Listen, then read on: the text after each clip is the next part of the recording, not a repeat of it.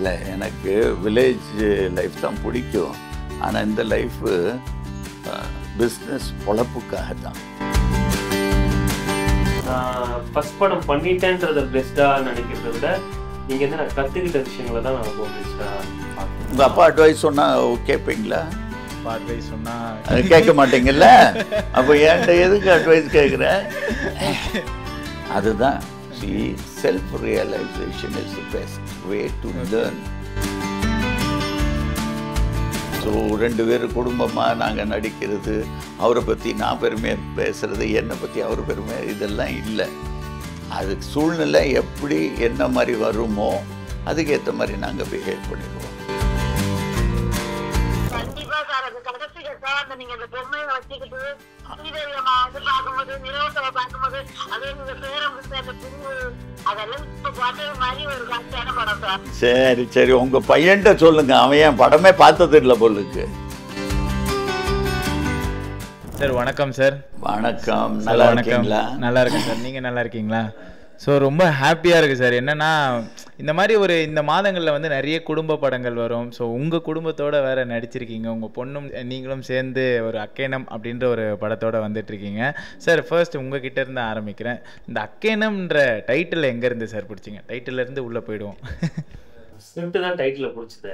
Okay, script ஒரு 3 character base பண்ணி வந்ததுனால அந்த 3 ஃபேக்டர்ஸை பேஸ் பண்ணி ஒரு டைட்டில் தேவைப்படுது. ஸோ அதே 3 ஃபேக்டர்ஸை பேஸ் பண்ணி இங்கிலீஷ்ல சில டைட்டில் வச்சிருந்தோம். அக்கேனம் அப்போ எங்களுக்கு கிடைச்சது.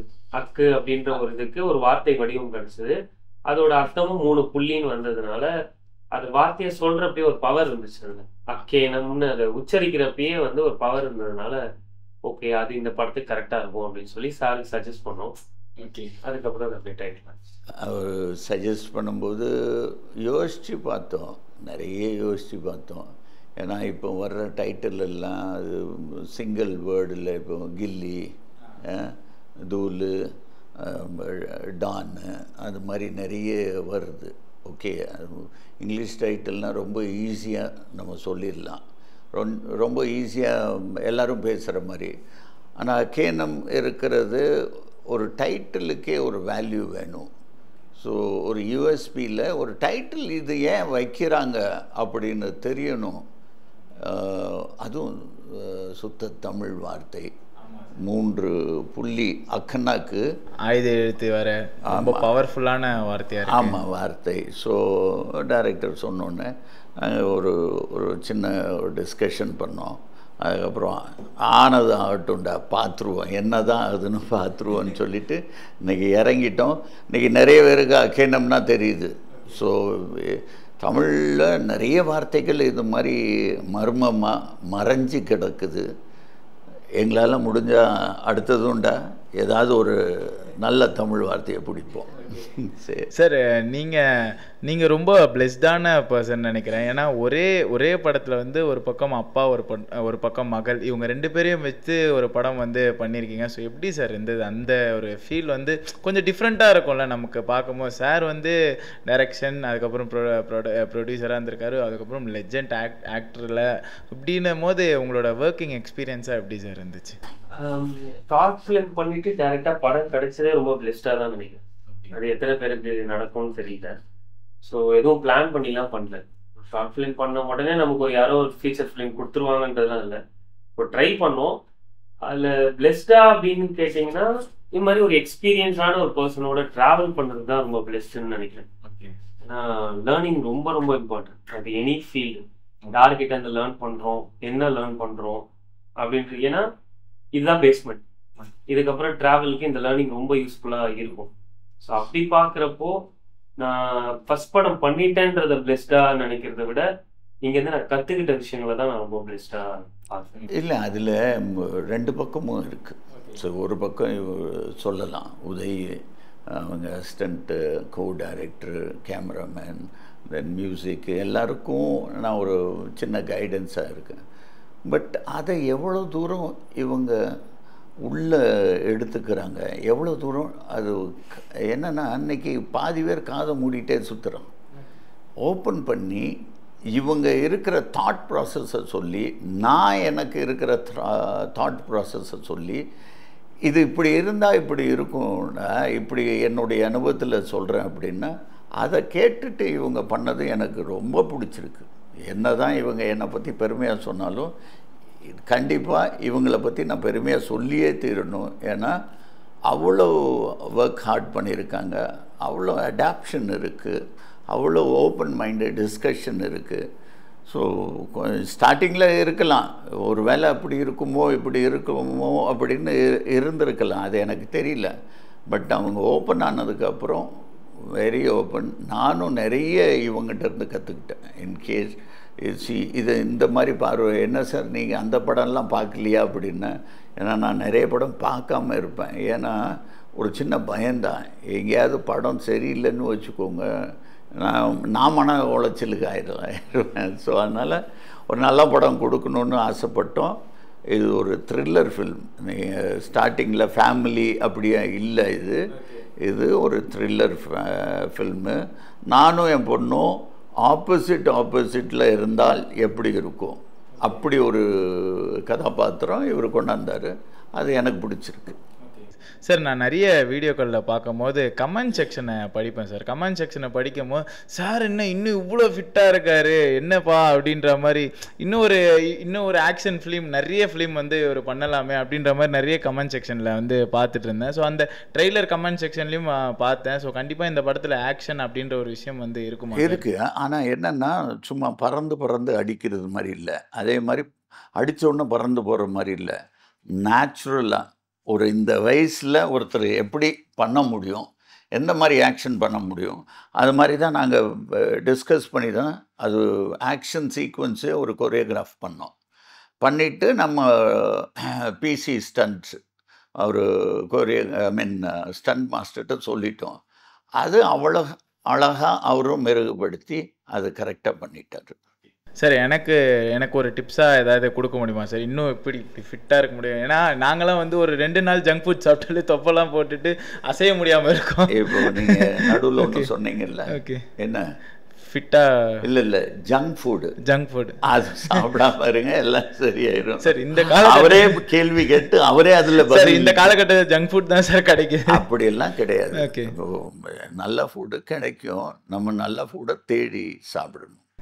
சார் உங்களோட ரொட்டீன் என்னவா இருக்கும்ன்ட்டு கமெண்ட் செக்ஷனில் பார்த்துருந்தேன். சாரோட ரொட்டீன் என்னவா இருக்கும்? ஏன்னா எல்லாருக்கும் வந்து கேள்வி இருக்கும், நிறைய செலிபிரிட்டிஸோட ரொட்டீன் இருக்குமோ உங்களது ஸ்பெஷலாக சாரோட ரொட்டீன் என்னவா இருக்கும் அப்படின்னு கேட்குறாங்க. சீக்கிரமாக எழுந்திரிக்கிறது, நைட்டு சீக்கிரமாக தூங்குறது, நடுவில் வேலை செய்கிறது, ஃபோனுக்கு அடிமையாகிறது இல்லை, ஃபோனு நமக்கு அடிமை. இப்போ ஃபோனை காணும், அதை கொடுத்துட்டேன் வெளியே.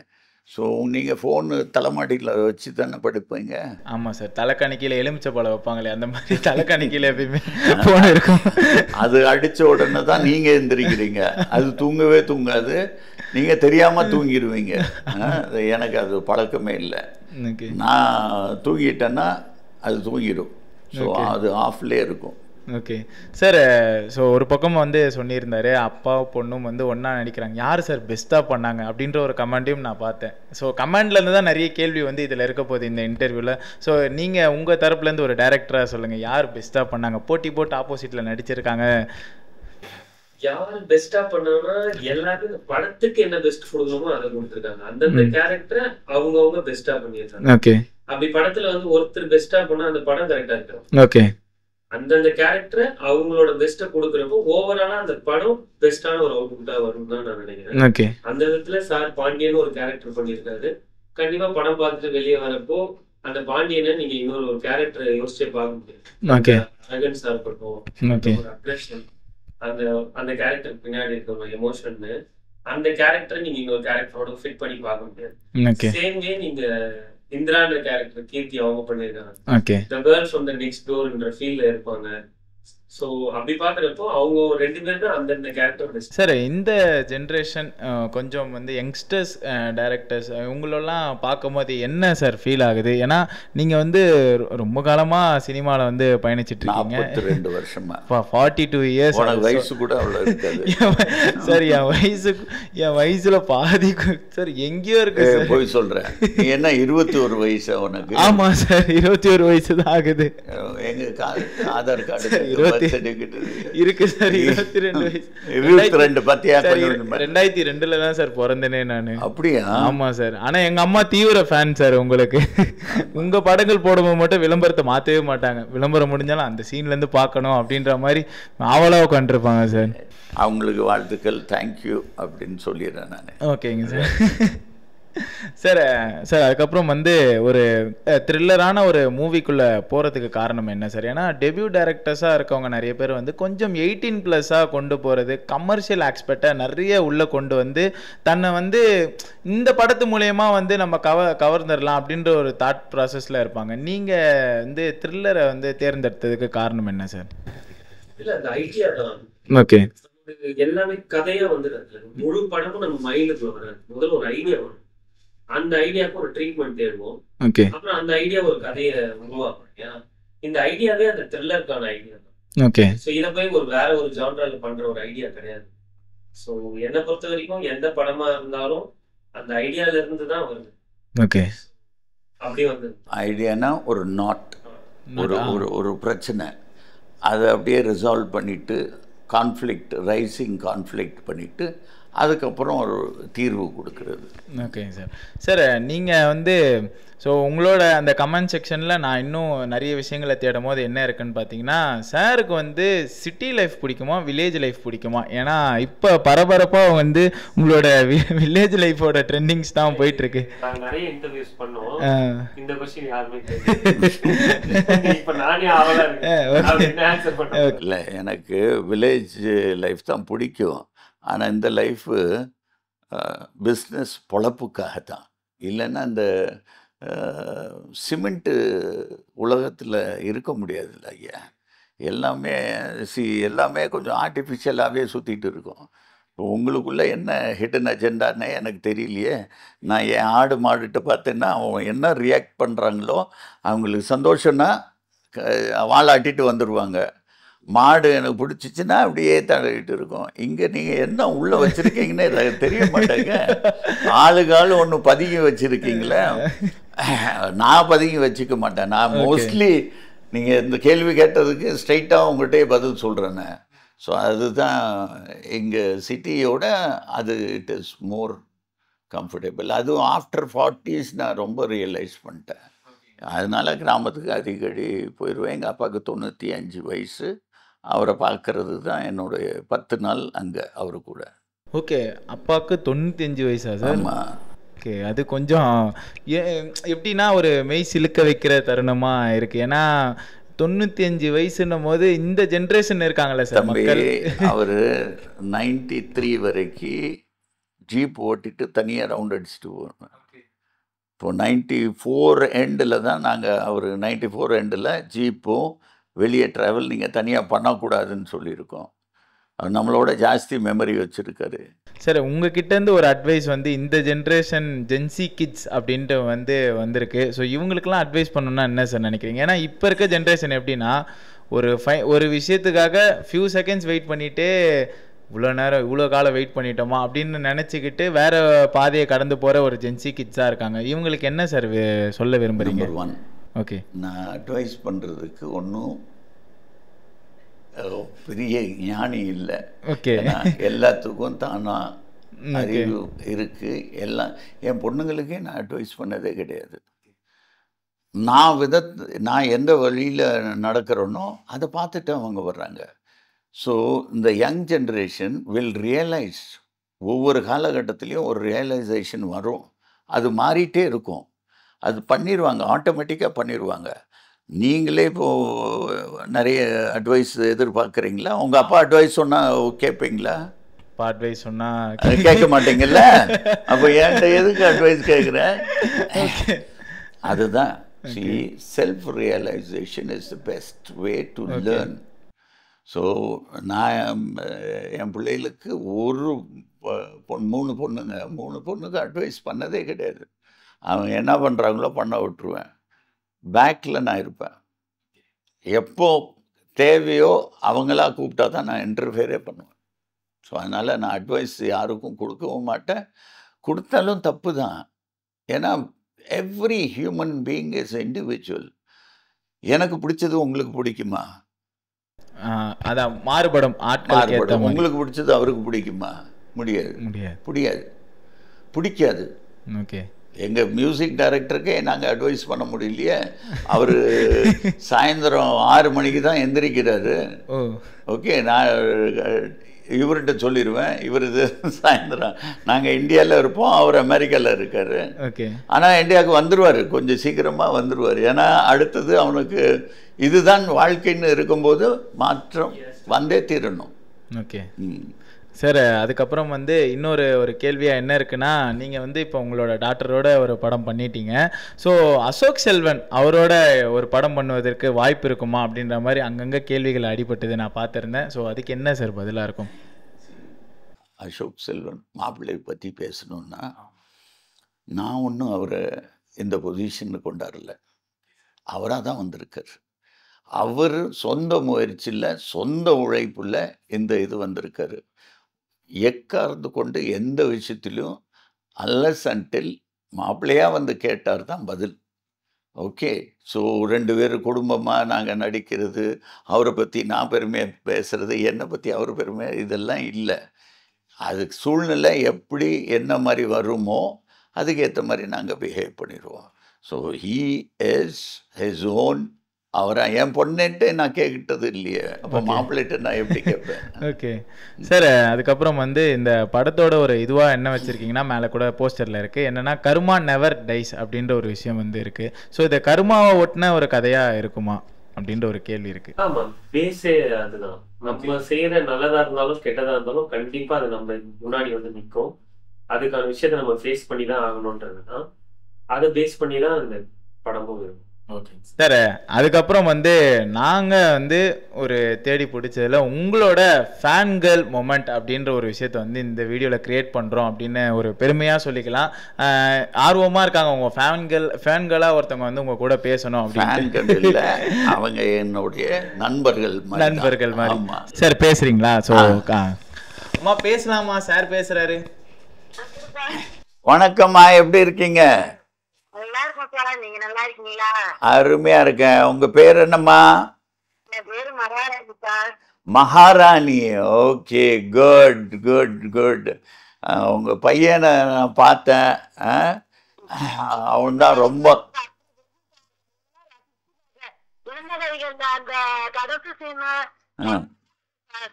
ஆமா, அதுதான் எல்லாத்துக்கும். நம்ம இப்போ அந்த வயசுல நீங்க பார்த்தது மறக்கவே முடியாது.